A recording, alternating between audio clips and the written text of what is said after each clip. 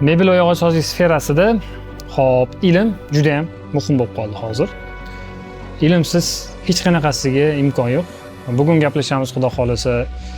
Boshqa davlatlarga chiqqanimizda, ayniqsa mana oxirgi safarimiz Xitoyga bo'ldi. Xitoydagi ishlab chiqarishlarni ko'rganimizdan keyin bizni Xitoy darajasiga, umuman rivojlangan davlatlardagi ishlab chiqarish darajasiga ilmdan boshqa narsa olib chiqa olmasligiga yana bir marta ishonch hosil qildim. Maqsadimiz O'zbekistonda mebel va yog'ochsozlik sohasining obro'sini ko'tarish va sohani rivojlantirishga hissamizni qo'shishdir. Video muallifning xohishiga ko'ra, soha rivoji uchun foyda berishi mumkin bo'lgan insonlar bilan yoki fabrikalarda suratga olinadi. Hech kim va hech qachon bu loyihada ma'lum mablag' evaziga qatnashishga yo'l qo'yilmaydi. Va ilmni qanaqa qilib berish ustida ko'p bosh qotirdik va videolar hozirgi kunda aktual. Mana shunaqa video orqali foydali ilmlarni berish borasida o'zim bilan o'zim kelishib oldim. Hozir mana Abdumannon aka, assalomu alaykum. Alayhissalom. Rahmat kattakon shu podkastda qatnashishga rozi bo'lganingiz uchun. Siz mana mebel ishlab chiqarish emas, aynan mebel ishlab chiqarishga xomashyo sotish, aynan material bo'yicha men sizni bilaman, necha yildan beri, hozir o'zingiz aytib berasiz, necha yildan beri bu sohadaligingizni. Mebel sferasiga ilm va bilimlarni faqat mebelchilardan emas, mebelchilarga xizmat ko'rsatuvchilardan olishni ham bir reja qildim. Va shu bois mana bu podkastimiz sonida aynan mebelchilarga xizmat ko'rsatish sohasi vakili sifatida sizni chiqishingizni juda ham xohladim. Endi aka, o'z haqingizda qisqacha gapirib bersangiz, necha yildan beri mana mebel sferasida siz, mebel sferasida bilaman, yog'ochsozlik sferasida bilaman, baribir o'z haqingizda qisqacha aytib bersangiz. Hop, men ismim Abdumannon. 1976-yil Toshkent shahrida tug'ilganman. Hop, otam savdogar bo'lganlar, otalari ham savdogar bo'lgan. O'shanga yoshlikdan qiziqishim bo'lgan savdoga, ya'ni yozgi ta'tillarda meni ishga olib boring deb adamga ishga olib kirib qo'ying, pul toping deyaverardim. Xullas, maqasan deb. Keyin maktab bitirgandan keyin amakilarim ham savdo xodimi bo'lgan. O'sha shogird tushib bir yilcha ishlaganman. Qanaqadir katta pul olinmagan, qanaqadir pulga ishlab, shu ozgina pishiganimdan keyin o'zim ishimni boshlaganman. Hop, 95-96larda ham latoklar bo'lardi. Shu latok anaqasida boshlab turib, keyin 97-yilda 21 yoshimda shu mebel sferasiga kirib kelganman. Kirib kelib, o'zi mebel sferasi ham o'zi ikkiga bo'linadi umumiyda, ya'ni yumshoq mebel yo'nalishi, keyin korpusnoy yo'nalish. Endi baribir asosiy qismi korpusnoy tashkil qiladi. Endi yumshoq mebel ustkiroq. Yumshoq mebelni tanlaganman. Paralon sotganman boshida. O'sha ishlatiladigan paralondan sotib, yaxshi qarasam yaxshi ketar ekan. Paralon zavodi bitta edi, bitta odam sotardi O'zbekiston bo'yicha. Keyin o'shalardan ko'rib, yaxshi ketadigan narsa ekan deb biz ham boshlaganmiz. Keyin paralonni boshlagandan keyin mebelchilar kirardi. Uni olgan edi. Keyin magaziningiz bo'sh ekan, yangi O'zbekiston bo'lgan payt mahsulotlar yo'q. U payt chetga ham kim borsa har gal har xil narsa ko'tarib keladigan payt. Bir boradi jemper olib keladi, bir boradi yeydigan narsa olib keladi, bir boradi zapchasi olib keladi. Nima olib kelsa ketaveradigan payt. Xullas, keyin mebel qo'yaylik deyishgan. Shu bilan bo'ldi deb yumshoq mebel qo'yishgan. Yumshoq mebel paralon qilib shu bilan boshlab o'rganmiz 97-yil. Necha yil bo'ldi hozir umumiy? 28 yil bo'ldi. 28 yil. 28 yil bo'ldi. Endi shu mobaynida nechta mebelchilar yo'q bo'lib ketganini ketdi. Ko'tarilib, yo'q. O'zi statistika bo'yicha ikkinchi avlodga 70% o'tmas ekan. Ya'ni 70% yo'q bo'lib ketar ekan. 30% holatda ikkinchi avlodga o'tar ekan. Ikkinchi avlodga o'tish holatlari bor, kam juda. Chunki o'sha payt topda bo'lgan mebelchilar hozir yo'q.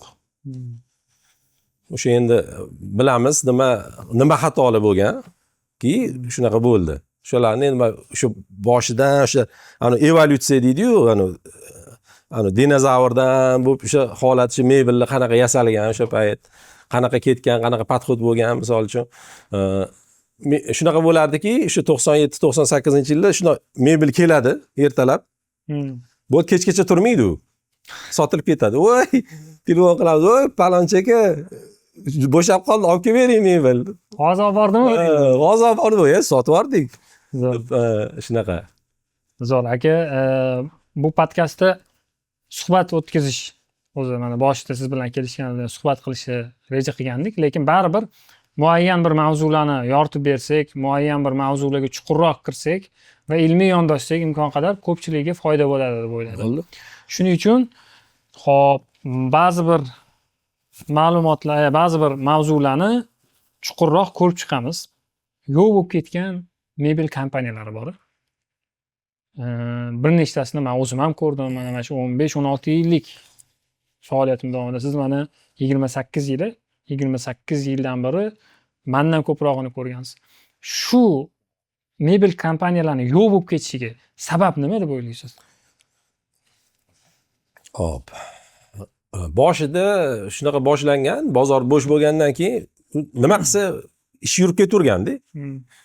Ish yurib ketavergan, men ko'rgan sabablar endi o'sha ilm yo'liga, ilmga hech kim e'tibor bermagan. Ilmga hech kim e'tibor bermagan. Pul topolmagan. Hech kim bermagan. Keyin asosiy anaqani foydani xo'jayin topgan o'sha payt. Xo'jayin topgan, ishchilarga unaqa katta pul berilmagan.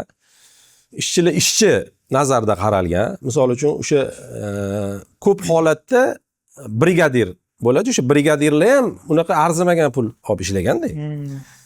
Va ko'pida shunaqa bo'lgan, o'sha brigadirlar chiqib ketgan. Ya'ni o'sha anaqani ish kamandan ishchilarni olib chiqib ketgan. Shunaqa holat bo'lgan. Keyin ko'p yana holat bo'lgan, ya'ni o'rganyapti. Usta bo'lyapti, o'rganyapti-da, oxirgacha hali o'rganmasdan turib chiqib ketish holatlari ko'p bo'lgan. Ya'ni rozichilik qilmasdan, to'mpon qilmasdan juda ko'p unaqa holat. Chala o'rganib turib, chala o'rganib chiqib ketib, kerak bo'lsa chopib ham ketganda, masalan, uni mahsulotini chiqarib, zarari ham tekkan holatlari ko'p. O'zi shariat bo'yicha ham o'zi unaqa mumkin emas. Ya'ni shu ustozni qilgan ishini qilish o'zi mumkin emas deyishadi, so'ramasdan. Ya'ni qanaqadir unga konkurensiya bo'lib qolsa-ku, u juda yomon holat. Shunaqa holat ko'p bo'lgan. Keyin endi biza endi zo'rmiz biza. Men shuncha narsani qoyillatib qo'yganman. Endi ilm shart emas. Ilm shart emas. Shunaqa endi haligacha ham bunaqa fikrlilar bor. Chunki o'sha o'qiganlarni ham kuzatadigan bo'lsak, 50+ juda kam. 10% ham tashkil qilmaydi. Chunki biz ham o'zimiz o'qib yuramiz. Bir kam 50 bo'lsak, kamda savdoshimiz kam. 10% tashkil qilmaydi, masalan, shu klubda oladigan bo'lsak. Endi biz hayot tarbiyalagan, bizga ilm nima kerak degan fikrda yurishadi. Demak, ilmga e'tibor bermasligi, ish chala o'rganib o'zi qilib ketishga harakat qilish va yana nima deb o'ylaysiz? Yana misol uchun shunaqa holat borki, misol uchun o'rgatayotganda, masalan, bitta ishchi hammasini, ya'ni noldan boshlab qiladi-da. U ham bitta katta minuski, noldan boshlab qilib mebel yaratadigan, misol uchun ustaga xo'jayin nima kerak o'zi aslida? Konveyer qilinmagan. Konveyer qilinmagan. Shuni oqibatida keyin yaxshi pul ham berilmagan. Yaxshi pul bersa balkim uzoqroq davom etardi bu holat. O'zim o'sha o'rganib chiqiladigan bo'lsa, hamma kimdadir ishlab chiqib ketganda o'zim. Shunaqa mebelchilik kengaygan. Hozir mana bitta yaqinda o'zim uchun ma'lumot ko'rdim. O'zbekistonda 6000 dan ortiq mebel va yog'ochsozlar bor. Adashmasam, mebelchilarning o'zi 6000 dan ortiq. Amerikada ro'yxatdan o'tgan mebelchilarni aytayapman-da. Amerikada unaqa ko'p emas ekan. Bilmayman. 5000 tami shunaqa. Lekin o'nlab kompaniyalar, hozir adashmayotgan bo'lsam, o'nlab kompaniyalar IPO ga chiqqan, ya'ni. Tushunasizmi? Katta ular, katta kompaniyalar. Va u farqi nimada desangiz, ular ilm bilan yondashgan. Xitoy mana hozirgi kunda juda ham mebel sferasida ham mana yaxshigina natijalarga chiqqanda. Biza bordik, ko'p ishlab chiqarishlarni ko'rdik, hattoki o'sha ishlab chiqarish sanoat 4.0 deymiz-da, 4-inqilob deydi-ku, haligi sanoatdagi. 5-inqilobga qarab ketayotgan kompaniyalar ko'rdikda, hattoki. Nima ularni ajratib turgan narsa? Misol uchun men o'ylayapman-da. Xo'p, massa, ya'ni xalq ko'pligimi? Yo'q, unaqa emas, xalq ko'p. Hindistonda ham ko'p. To'g'ri? Nimaga Xitoyda bunchalik o'sib ketdi desa, yana o'sha ilmga borib taqaladi. Ular har bir ishni ilm bilan qilishganda, ilmga nima qilgan? Fokus ko'p qaratgan. Ta'lim, ilm, tajriba. Yaponiya ham xuddi shu ahvol. Bizda siz to'g'ri aytdingiz. Shu gapingizga 100% qo'shilaman. Ilm bilan yondashuv susayib ketgan. Va afsuski, ilm deganda ko'pchilik, menga qara, men bu yerda 10 ming, 100 ming, 200 ming, 500 ming dollar topib qo'yganman. Ilm bo'lmasa shuni topa olarmidim degan gaplarni ham eshitganmiz. Sizning fikringiz qanaqa? Pul topish uchun ilm kerakmi? Hop, pul topish uchun ilm kerak. Hozirgi kunda o'zi biznes egasidan ham ko'ra komanda muhim bo'lib qoldi hozir. Hozir shunaqa trend bo'lyaptiki, shu biznes egasi yaxshi xodimlarni o'sha bitta joyga yig'ib, uni birlashtirishi shuni o'zi katta yutuq deyishyapti-da. To'g'ri, komandani to'g'ri yig'a olish. Shunaqa, ilgari men aqlliman, xodimni o'zidan aqlli bo'lishi yoqmagan ko'pchiligiga. Endi bu hozir eskirdi bu narsa. Chunki o'sha misol uchun mana tasavvur qiling, 15 ta xodim ishlaydigan bo'lsa, misol uchun siz o'zingiz bitta o'zingiz harakat qildingiz. Qanchalik? 15 ta xodim azgina qo'ysa 15 karra degani-da bu. Bu juda katta kuch bo'lib qoldi hozir xodim komanda masalasi, bir-biri bilan tushunib ishlash. Mana shu joyda fikrlarimiz kesishmaydi. Men hisoblaymanki, ko'p pul topish uchun ilm shart emas deb hisoblayman. Masalan, shunaqangi tanishlar bor bizda. Ilmi yo'q. Bir jumlani to'g'ri o'qishni bilishmaydi. Xato yozishadi masalan. To'g'ri, qaysidir sohada ilm bo'lishi mumkin, u ham tajriba bilan orttirilgan ilm.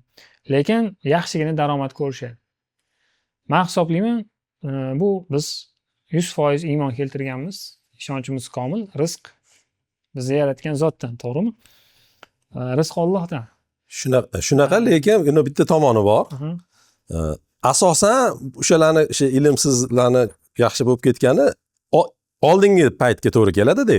Yo'q. Hozirgi zamonda ham bor unaqalar.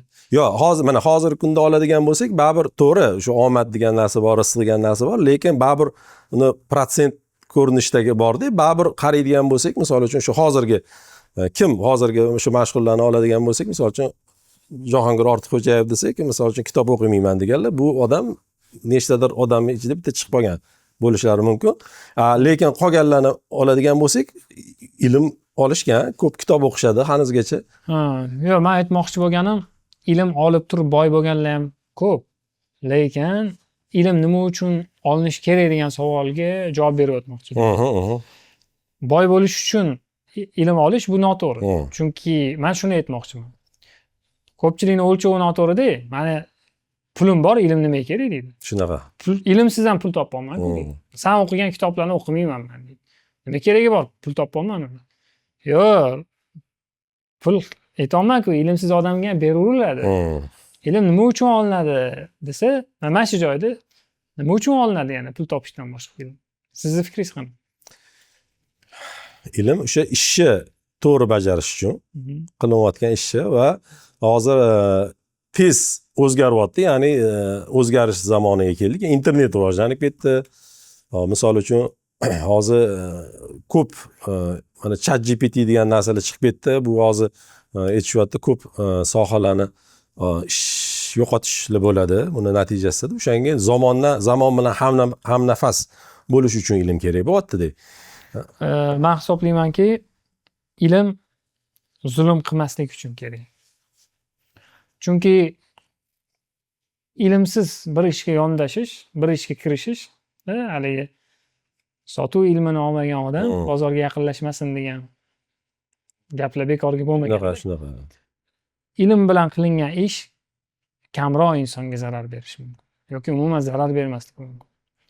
Va o'ziga o'zi zulm qilmaydi odam. Masalan, mana ilmsiz bugungi kunda o'zimiz sohani oladigan bo'lsak, ilmsiz sohaga to'g'ri kirib ketaveriladi-da. Umuman masalan, to'g'ri mashina bozorida mashinani balonini sotib yurgan odamlar bir haftadan keyin mebelchi bo'lib ketadi. Men mebelchiman, mebel qilman. 3 oydan keyin qazi kirib qoldim deb yurishadi. Oy aka, bu mebel oddiy detallarni bir-biriga qotirish bo'lib ko'rinadi tashqaridan. Lekin uni ilmi bor. U yerda juda ko'p ilm bor. Siz zulm qilasiz. Mana bu kresloni noto'g'ri yasab qo'yilsa, bir odamni belida grija shakllanishigacha olib kelishi mumkin-da. Lekin ilm bilan qilsa unaqa bo'lmaydi. Demak, ilmsiz kirilgan ishda juda ko'pchiligiga zarar tegadi. Demak, ilm o'rganishdan maqsad bir sohani, bir yo'nalish ilmini o'rganishdan maqsad, meni fikrimcha, odamlarga zulm qilib qo'ymaslik uchun. O'ziga ham zulm qilib qo'ymaslik va shu sohada lider bo'lish faqat ilm bilan bo'ladi. Shunaqa qo'shilaman. Xo'p, uzr ko'p gapirib yubordim, aslida o'z sizni suhbatingizni olmoqchi edim. Va mavzudan tashqari nimadir gaplar bo'lsa, ochib, ya'ni ssenariydan tashqari bemalol chiqishimiz mumkin, chunki video olishimizdan maqsad insonlarga manfaat berish, to'g'ri? Xo'p. Bu yerda bitta mavzu bor ekan, bu mavzuni yoritishni siz so'ragan ekansiz. Hozirgi kunda arzon mahsulot chiqarish qanday oqibatlarga olib keladi? Yoki arzon mahsulot chiqarishni qanaqa yo'llari bor? Shu haqida aytib bering. Xo'p, hozirgi kunda mebelda oladigan bo'lsak, 3 xil segment bor. Ya'ni arzon, ya'ni shu mumkin qadar arzonlashtirib chiqarish, keyin o'rtacha, keyin qimmat. Ya'ni segment bor. Oliy xomashyolardan qilish. Men misol uchun o'zim ham boshida aralash sotganman, arzon segment ham sotganman, keyin brend qilgandan keyin arzon segmentdan voz kechganman. Menga nimaga bu yo'lga kelganman? Mana misol uchun arzon mahsulot sotib oladigan odam o'zi kambag'al odam bo'ladi. Ya'ni puli kam odam bo'ladi. Puli kam odam bo'lgandan keyin unga o'sha pul, misol uchun o'sha yumshoq mebelda oladigan bo'lsak, o'sha arzoni 4 million deb oladigan bo'lsak, qimmatini misol uchun 15 milliongacha deydigan bo'lsak, o'sha 4 million pul o'sha odam uchun juda qadrli. Juda chunki u ani 15 millionligiga solishtirganda uniki qadrliydi. Keyin qadrli bo'lgandan keyin u mebeldan kutuvi boshqacha bo'ladi-da uni. To'g'ri. Ya'ni o'sha qanaqadir ko'proq xizmat qilishini xohlaydi-da u. Lekin o'sha oladi, natijada nima bo'ladi? Natijada kuyadi u. Kuyadi, keyin nima deydi? Vaqt o'tgandan keyin 1 yil o'tdi, kuydimi? Nima deydi? Shu mebelchi meni o'ylab, arzon xomashyolarni topib, men uchun arzon mebel chiqarib berdi. Shuning uchun endi shunaqa bo'ldi demaydi-ku. U deydi, mashinnik deydi, kosang oqarmasin deydi, u deydi, bu deydi, qarg'aydimi? Qarg'agandan keyin u xomashyo sotuvchiga ham keladimi? Shu narsani o'ylagandan keyin men voz kechganman bundan. Ya'ni segmentlarga ajratish. Ha, va umuman o'zi maslahat beraman, umuman qilmaslikni shunaqa mebelni.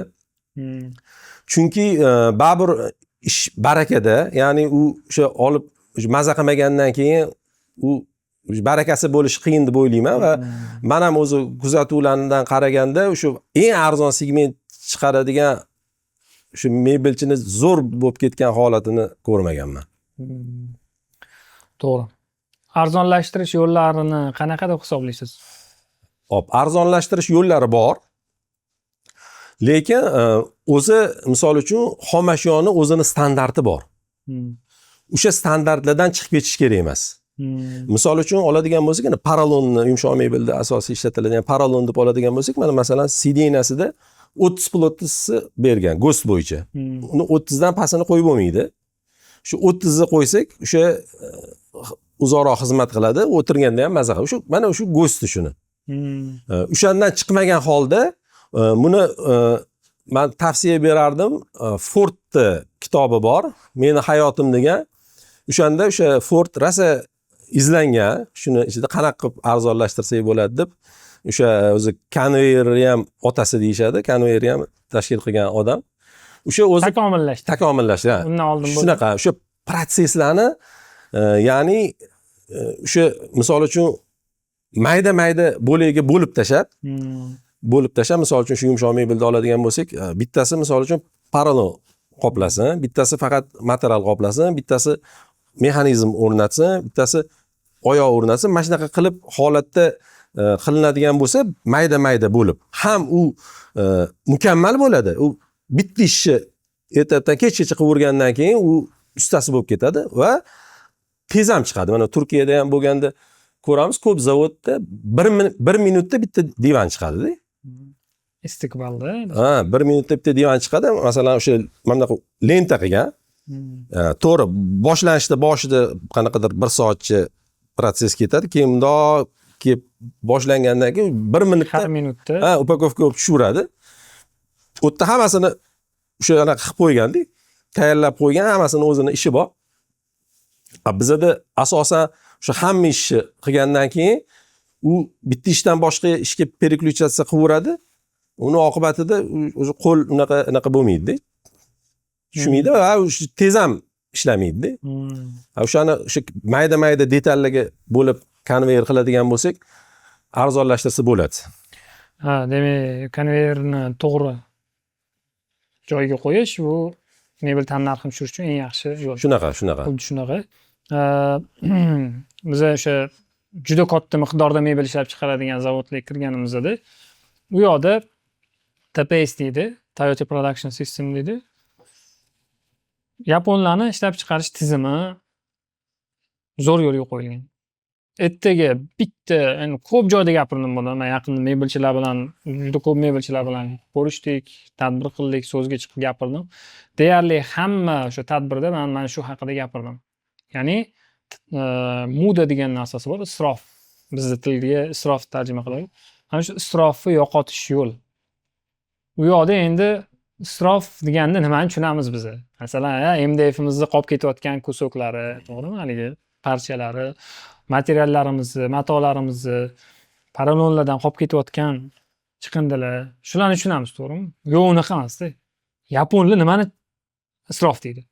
Masalan, mana bir detalni shukurka qildi. Shukurka qildida orqaga yurib, 3 qadam yurib, keyingi bosqichga qo'ydi.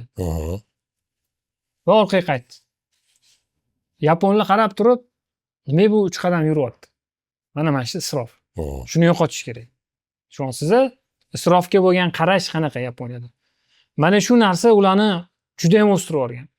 Bizni katta detallarni isrof deb hisoblasak, ular mayda narsalar. Bor yo'g'i qadam, 3 qadam. Soniya vaqt ketadi. Shuni isrof deyapti-da. Endi ular rivojlanmasdan biz rivojlanamiz.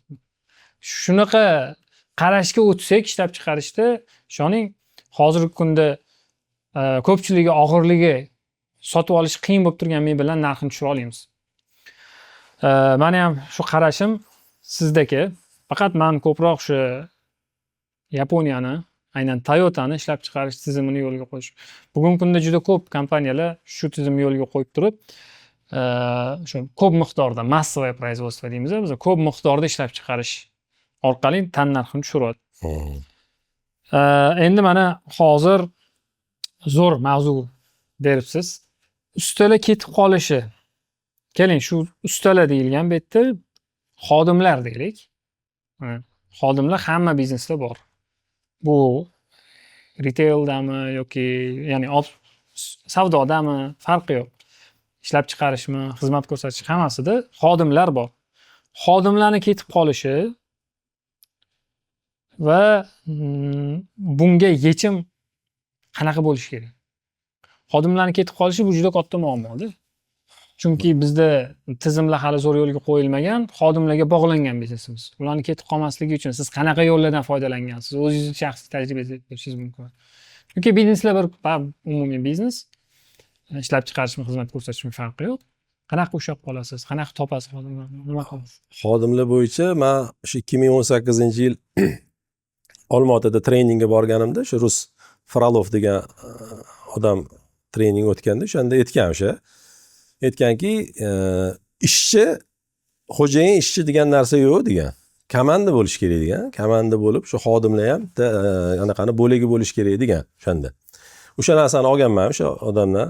Endi bu Rossiyada endi shunaqadir barkim deb keyin o'ylab o'sha to'g'ri narsaligini ko'rganman. O'zi ekspertlar ham bizda o'sha statistika bo'yicha yuritganda o'sha o'lchangan oylik fiksa oyligiga ishlaydigan xodimlarni anaqasini ko'targanda 20-30% quvvatida ishlar ekan. Xodim bizda O'zbekistonda. Endi u xodimni effektivniy ishlashi uchun, samarali ishlashi uchun yo'q qanaqadir mukammal tizim kerak. Uni misol uchun qo'ymaydigan ishlamaslikka yoki o'zidan xohlab qilish kerak. Shu ikki holatda xodim samarasini oshirishi mumkin. O'shanga uni xodimni o'zi xohlab ishlashi uchun o'sha korxonada u kelajagini ko'rish kerak. Kelajagini ko'rish kerak. Misol uchun qanchalik o'sha qo'shsa, harakatiga qo'shsa, o'sha topishi ham qo'shilayotganini ko'rsa, u xodim harakatini oshiraveradi. Bu degani u nechta xodim ishlaydigan bo'lsa, o'sha hammasi qo'shganida qancha narsa qo'shiladi-da harakatda. Demak, tizimga borib taqaladi balki. Tizimga borib taqaladi. Keyin o'sha qanaqadir xo'jayin ishchi degan narsadan chiqib, liderlikka o'tib, biz bu hammamiz bitta jamoamiz deb. Bizda mana shu narsa qanaqa deb o'ylaysiz? Lider mebel sohasida liderlarni uchratganmiz O'zbekistonda. Mebel sohasida liderlar bor, kamroq faqat. Kamroq. Hozirgi masalan holatda oladigan bo'lsak, misol uchun hozirgi peshqadam ketayotgan liderlarni oladigan bo'lsak, 10 yil oldin bo'lmagan ular. 10 yil oldin bo'lmagan, o'sha ilm bilan yondashib, hamma tadbirini to'g'ri qilib, qilayotgan korxonalarniki ishi zo'r ketyapti. Va aksincha eski anaqada qolib ketgan, o'sha eski holatda shu katta korxonalarning ham ko'pi qiynalyapti. Ko'pi yo'q ham bo'lib ketdi. Endi otini aytmaymiz. Ko'pi qiynalyapti. Hattoki shu nomdorlari ham. Endi bitta ajoyib mavzuga o'tamiz siz bilan. Bilasizmi? Mendan shu kunlarda eng ko'p so'rashayotgan savol, qanaqa qilib blogging sohasiga kirib qoldingiz? Mebelchilikdan. 16 yillik mebelchiman. Shunga javob berib o'tmoqchiman shu yerda. Bir kuni menda bir narsani o'rganishga ehtiyoj tushdi. Biza qolipda gul qo'yardik-da. Haligi poliferniy simolar deydi. O'shanda qolipim, misol men shu ishni qilganda qolipim bir necha marta quygandan keyin, 10-15 marta quygandan keyin qolipim buzilib ketyapti. Yaroqsiz qolib kelib qoldi. U menga ko'p zarar qildi. Keyin haligi shu qolip ishlab chiqarish, silikon deydi, ko'p mebelchilar biladi. O'sha silikonni xomashyosini sotadigan odamga bordim-da. Nima unaqa bo'lyapti? 10-15 marta ishlatsam yaroqsiz qolib kelib qoldi desam, u odam aytdilarki, "Ya falonchi dedilar, 100 martalab quyadi. Falonchi 100 martalab quyadi. Hech narsa qilmayapti u. Borib so'ragin" dedi. Bo'ldi dedim, bordim haligi odamga. "Aka, shunaqa ekan sizda. Endi taniqli mebelchi, nomini aytmayman. Aka, sizda shunaqa 100 martalab quysangiz ham haligi qolifingiz deformatsiya bo'lib buzilmayotgan ekan. Nima qilasiz?" Haligi akamiz bir kofe berib turib, bir chiroyli gapirib, "U bizning sirimizda" deb aytmasdan orqa eshigidan chiqarib yubordi. Keyin biz haligini topdik baribir. O'sha yaxshi ishlaydigan holat keltirdik. Endi vaqtimiz, pulimiz ketdi. Endi hozir agar shu odam mana shu sirni bekitmaganda, menga aytganda, ulashganda, menga katta ilm bo'lib qolardi. Hozirgi hikoya boshqacha aytib berilgan bo'ladi. Haligi odamning nomini aytib, haligi odamga rahmat aytgan holda, ustoz degan holda men u hikoyani aytib berardim. Ya'ni bizni bekitib, "Oy, bu ilm faqat menda bor, boshqa hech kim bilmaydi deb yurgan ilmlarimiz aslida hamma bilib bo'lgan ilmlar. Bugungi kunda men ochiq aytaman, mebel sohasida sir qolmagan. Bekitishimizni bizani qarang qancha yaxshiliklardan to'sib qo'yapti. Kimdirlar ustoz deb bizani duo qilib yurishi mumkin butun umr, to'g'rimi? Shunaqa. Mana bunaqa davralarda gapirib yurishi mumkin edi. Arzimagan narsa. Mana bundan 4 gram qo'shasan bo'ldi. Duorsa bo'ldi dedi-da. Hop, buni nima uchun ochdim bu mavzuni? Ilmni berkitish foydami, zararmi? Nima deb o'ylaysiz? Ilmni berkitish endi u o'zini egoistlikda, o'zini o'ylashlik. Bu zarar albatta. Zarar. Baribir u odam topadi uni yo'lini. Baribir topadi. Endi bizda shunaqa narsa bor, ko'proq bir-birini raqobatchi deb bilib, misol uchun mebelchilarni oladigan bo'lsak ham, shunaqa holatni ko'ramizki, anu mebelchi yaxshi bo'lib ketayotgan bo'lsa, unga zarar berish yo'llarini izlash holatlari ko'pda. Ani bu bo'yicha anu latifa ham bor-ku, bir pashsha anaqa topib oladi. Jinni kufshin topib oladi, kufshinni ishqalasa jin chiqadi, tila-tilagingni deydi. Keyin xullas endi buni har xil holatda kelgan. O'shani tila-tilagingni deydi, keyin deydi, "Men bo'ldi, faqat shoshma" deydi. Tilashingdan oldin deydi, "Agar nima tilaydigan bo'lsang" deydi, "Sani konkurentingga deydi, kasbdoshingga 2 barobar bo'lib boradi" deydi. Keyin sirazi o'ylab qoladi. Shu hozir bunaqasi katta bo'ladi, planni sirazi o'ylab qoladi-da, nima deykan deb bitta ko'zimni o'yib olgan degan ekan-da. Bu endi har xil holatda kelgan, shunaqa holatlar ko'p ko'raman.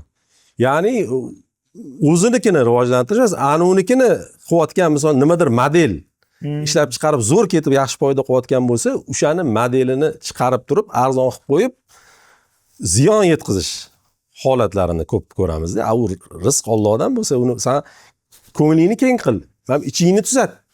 Birinchi bizda o'zbekimizda ichda bir narsa bor-da.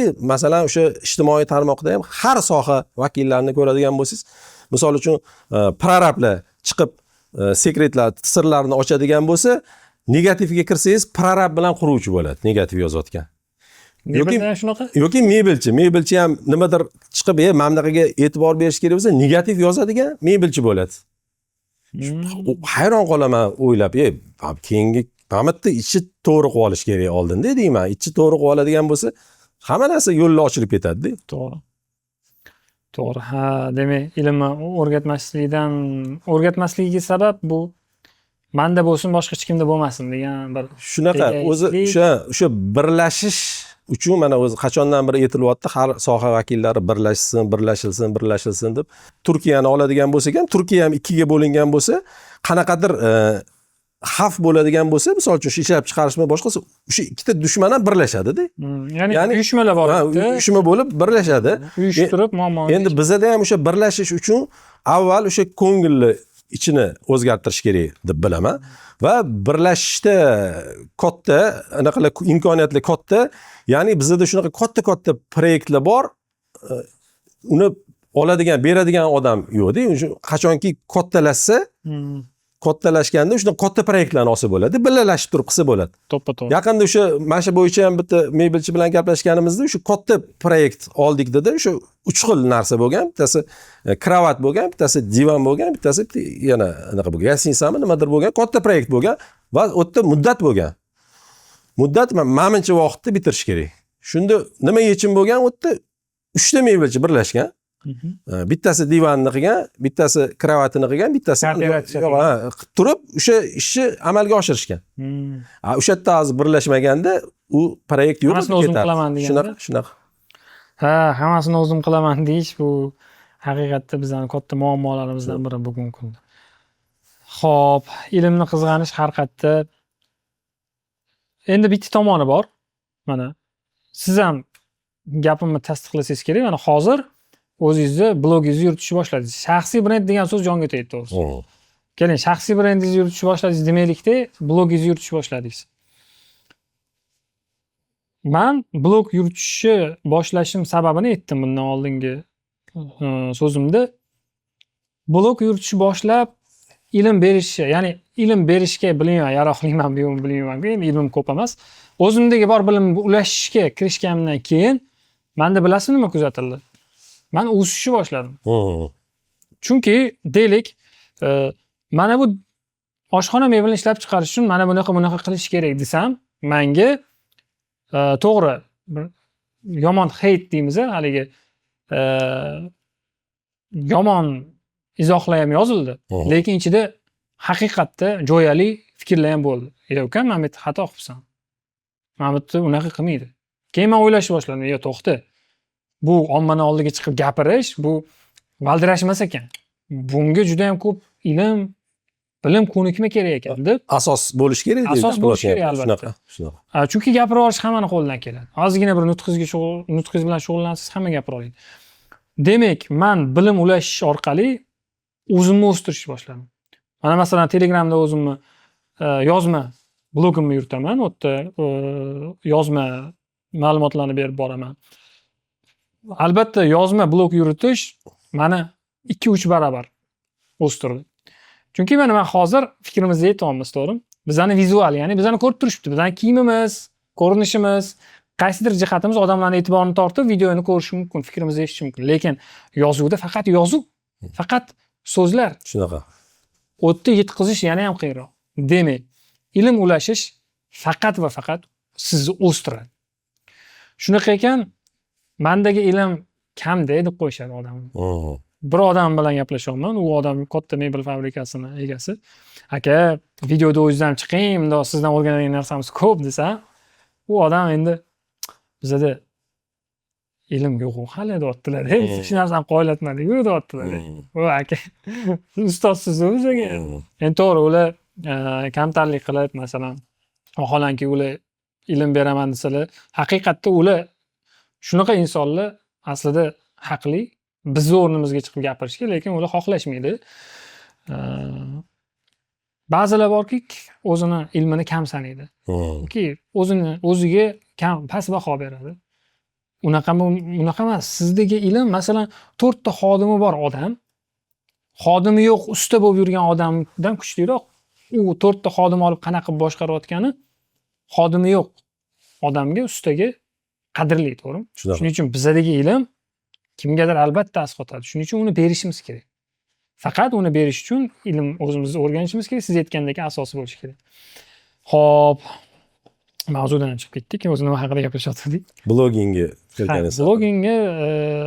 Blogingdan faqat foyda bor. Avvalo o'zimizga, qolaversa boshqalarga. Shaxsiy brend deb turib haligi chiqib hikoyalar aytib berish, shaxsiy brend deb turib haligi o'zi umuman o'qib ko'rmagan kitoblar haqida gapirish. Nimadirlar, nima bo'lsa qilish, haligi odamlarni ko'rishi uchun, obunachi yig'ilishi uchun nima bo'lsa qilish, bu juda ham past narsa deb hisoblayman. Blog yurg'izayotganda avvalo o'zimga foyda bera olaman degan qarashda bo'lsangiz borku, yana ham samaraliroq bo'ladi. Shunaqa. Siz ham hozir shaxsiy brend qilasiz? Men ham o'sha blog yuritishimga nima olib keldi, bunga o'sha sohada o'sha nimalarga e'tibor berish kerak, qanaqa joylari bor, qattiq to'g'irlash kerak. Shularni o'zi bir necha yillar mobaynida tushuntirib kelaman. O'sha mijozlarimizga ham tushuntirib kelaman. Endi shu narsalarni kengroq miqyosda tushuntirish, ya'ni o'sha mebel olayotganda yoki mebel zakaz qilayotganda nimalarga ahamiyat berish kerak, qanaqa buni tomonlari bor, o'sha jihatlarini o'sha tushuntirib berish maqsadida o'sha o'zimni to'plagan tajribalarim orasidan misol uchun o'shanga boshladim. Ya'ni baribir bu yo'lga kelguncha ancha-muncha boshimiz urilgan, ancha-muncha tushganmiz, ancha-muncha xatolar qilganmiz. O'sha xatolarni hozirgilar qilmasin. Shu maqsadda o'sha har sohada o'sha mana shu 28 yillik tajribada ko'p sohada ish qilib tushib, mana o'rganib pishganmiz. O'shanga o'shalarni o'sha yetkazaylik degan maqsadda. Keyin o'zim ham o'ylayman, o'sha har bir sohada o'sha o'zini o'sha sohani ustasi blog yuritgani yaxshi deb bilaman. Mana hozirgi kunda misol uchun o'sha mashhur blogerlarni oladigan bo'lsak, shu har xil sohaga kirib ketib, masalan, reklama qilib ketyapti-da. Endi u qanaqa u tushunmagan narsasi bo'lsa, mana holat bo'lyapti, meditsinalarni maqtab, bu mana bunaqa zo'r meditsinskiy sentr, bu zo'r jarroh deyapti-da, keyin u yomon oqibatlar kelib chiqyapti. Chunki u bilmaydi, u tushunmaydi u narsani. U insonning hayoti bilan o'lchanadigan narsa u. Misol uchun, sen qanaqadir soha, masalan, avto bloger bo'lsang, misol uchun avto bo'yicha yaxshi tushunadi-da, u endi u bilmagan narsasini mana bunaqa tushuntirib, reklama qilishi g'alati deb bilaman-da. O'shanga har bir o'zi sohani mutaxassisi shu o'zini sohasi bo'yicha blog yuritsa to'g'ri deb bilaman. Chunki u biladi, bilgan ma'lumotlarni insonlarga yetkazadi. Siz ham hozir mebel sferasi bo'yichami? Asosan shu mebel sferasi bo'yicha orada misol uchun baribir o'zi boshimdan o'tgan har xil o'sha biznesda bo'ladigan jarayonlar, o'shalar bo'yicha mana bunaqa xato qilganman. Investitsiyalarda, misol uchun bo'lgan investitsiyalarda xato qilganman. Noto'g'ri joyga, noto'g'ri lokatsiyalar misol uchun. Shular hammasini shu mana zo'r savol kelib qoldi. Hozir ko'pchilik foyda bo'ladi. Masalan, mato sotasiz asosiy. Masalan, endi men bilganim shu mebel furnitura va mato, to'g'rimi? Shunaqa. Qanaqa joydan ochish kerak? Mato sotadigan do'konni. Samarali ishlash uchun. Yoki joyi farqi yo'qmi? Shu haqida aytmaydi. Xo'p, yo'q, bu narsada unaqa qanaqa, mana masalan hozirgi kunda oladigan bo'lsak, bizani yo'nalishda o'sha ustki, ya'ni yumshoq mebel yo'nalishida asosan bitta ko'chaga joylashgan hamma. Ya'ni shu archa ko'chaga joylashgan. Buni o'sha o'ziga yarasha naqalari bor. Ya'ni shu yerdan ishim bitadi deb, o'zi bizning sohada shu ko'chada bo'lgani yaxshi. Hamma odam bir joyda to'plangani bu zarar emas, qaytanga foyda. Shunaqa. Men endi u lokatsiya bo'yicha mana boshimdan o'tgan narsa, ya'ni o'sha nimadir bino qurish maqsadida yer olinadigan bo'lsa, mana bunda lokatsiya juda muhim. Ya'ni chunki o'sha yer olingandan keyin uni ustiga tushadigan masalliq bitta pulda tushadi-da. Ana arzon yerga ham o'sha narsa tushadi, qimmat yerga ham o'sha narsa tushadi. O'shani oqibatida men o'zimda bo'lgan shunaqa xato, o'sha lokatsiyasi chetroq joydan o'zimni qarchim bilan men deb qilib qo'yganman. Sotib olgansiz o'sha. Ha, shu yerni olib turib o'tga qurganman-da, yerni olib turib qurganman va o'sha o'zini qiymatida, ya'ni ketgan pulida ozgina anaqasiga sotganman-da keyin. Endi o'sha lokatsiyasi boshqa joyda bo'lganda u teng barobar o'tdan foydalansa bo'ladi. Ha, demak lokatsiya tanlash. Shunaqa, lokatsiya tanlash, o'sha nimadir quraman deganda uyim raqobatchilar bor joydan tanlash bu o'sha sotuvda zo'r. Shunaqa. Lekin binodan foyda ko'rish anaqasida o'sha lokatsiya juda muhim. Shu narsaga men o'zim boshimdan o'tib turib kelganman bu fikrga. Juda ham ajoyib. Endi bir bizning videomizni odamlar ko'rmaydigan qismiga o'tamiz. Bu qaysi qism desa, kitob mavzusi. Bilaman, men bu mavzuga kirganimdan keyin ko'pchilik videoda aynan shu mavzuga kirgan joyimda men statistikani ko'rib turaman YouTube'da. Chiqib ketganlar ko'p bo'ladi. Vaholanki eng qiziq joyi, eng ko'p ko'rilish kerak bo'lgan joyi shu. Juda ham xohlardim kitob haqidagi qismi videolarimni ko'proq ko'rilishini. Mayli bu yoqdagi qismlari ko'rilmasa ham. Keling kitob mavzusiga kirsak. Nechta kitob o'qigansiz? Hop, men o'zi kitobni kech 2 yil bo'lgan kitob o'qishni boshlaganimda, 2 yilga ungacha umuman kitob o'qimaganman. Shu birinchi kitobim shu Fordda mening hayotim degan. Bo'lgan, shu maza qilganman o'sha. Shu endi shu o'qishni boshlab shu mana tadbirkorlarning ichida yurgandan keyin kitob o'qish kerak deb shu bilan shu kitobni o'qishni boshlaganman. Tavsiya qilgan kitob. Hop, uni kim tavsiya qiluvdi? Ya uni esimda yo'q, uni kim tavsiya qilgani. Xullas o'sha anaqadan sotib olganman, Asahidan sotib olib, shu 3-4 ta kitob sotib olib, o'shanda o'sha birinchi kitobim o'sha bo'lgan. Tarix kitob juda maza qilganman, tavsiya qilaman ishlab chiqaruvchilarga. Har bir ishlab chiqaruvchi o'qish shart. Hamma ishlab chiqaruvchi o'qish shart deb bilaman. O'shandan boshlab shu kitob o'qib kelamiz. Shu paytgacha muntazam. Juda ham zo'r. Boshqalarga, ya'ni mebelchilar o'qish shart bo'lgan 3 ta kitobni tavsiya qiling. Hop, Ford mening hayotim, keyin Tsel maqsad degan kitob, u yerda o'sha bitta zavodda ichida bo'layotgan holat, o'sha yerda o'sha xatoliklar qatlada juda qiziq kitob. Kitobni Ayko kompaniyasi rahbari Farhod aka ham tavsiya qildi. Shu kitob tavsiya qildilar. Aynan shu kitob tavsiya qildi. Shunaqa tushunish qiyinroq ekan. Men ikkinchi marta o'qiyapman hozir, lekin juda maza qildim. O'sha ishlab chiqaruvchilar o'qiydigan kitob ekan. Va o'zi bizada ko'p holatda o'sha ishlab mebelda o'sha rahbari o'sha protsessi ichida bo'ladi-da, o'zi o'sha ham jarayonni ichida ko'p yurishi noto'g'ri deb bilaman. O'sha qanaqadir joylarda aralashib, o'sha bu yoqda chiqib, asosan o'sha strategiya, o'sha Tsel degan o'sha kitobda o'sha kelgan, узкий горлышко deb keladi. O'sha o'zi har bir sohada o'sha o'zini узкий горлышкасы bo'lar ekan. O'zbekchada tor tomog'i. Ha, o'sha tiqilish nuqtasi deylik. Tiqilish nuqtasi, ya'ni o'sha butilka deb oladigan bo'lsak, tiqilish nuqtasi o'sha har bir sohada bo'lar ekan. O'zi o'sha o'shani biznes egasi o'sha tiqilish nuqtasini topib, aniqlashtirib, o'sha narsani muammosini yechib yurish kerak bo'lar ekan. Buni misolda oladigan bo'lsak, misol uchun o'sha mebel ishlab chiqarishida olsak, misol uchun mana shu mebelni oladigan bo'lsak, masalan, mana bu yog'ochlik qismida lak sepadigan qismi bo'ladi, ya'ni lak sepuvchi. Ya'ni bu yoqda zakaz ko'p, lekin lak sepuvchida muammo bor, oilaviy muammosi bor, boshqasi muammosi bor va sep bera olmayapti. Buning oqibatida mebel chiqmayapti. Ya'ni bu yerda o'sha oladigan bo'lsak, o'sha lak sepuvchi bu yerda bo'g'yapti holatda. O'sha joyini yechish kerak. Ya'ni boshqa unga lak sepuvchi topib, o'sha narsani ochib yuborish kerak, tezlashtirib yuborish kerak holat. Qanaqa topiladi uni? Uni endi o'sha uni biznes egasini o'zi topadi-da. Uni topish uchun biron bir siz qanaqa topgan bo'lardingiz? Nimadir taklif? O'sha jarayonni har bir jarayonda, misol uchun nimadir muammo bo'layotgan bo'lsa, u yerda o'sha nimaga degan qonun bor, Toyota'ni 5 ta nimaga? 5 ta nimagada, o'sha 5 ta nimagada bizada ham ko'p holat bo'ladi. Shu 4 ta 5 tada chiqib keladi. Ha, masalan, xo'p. Buyurtmalar chiqmayapti. Nimaga? Lak bo'limida tiqilish bor. Nimaga? Xodim ishga kelmayapti. Nimaga? Uyda muammosi bor. Xodimning uyda muammosi bor ekan. Nimaga? Chunki misol uchun uyda svet yo'q.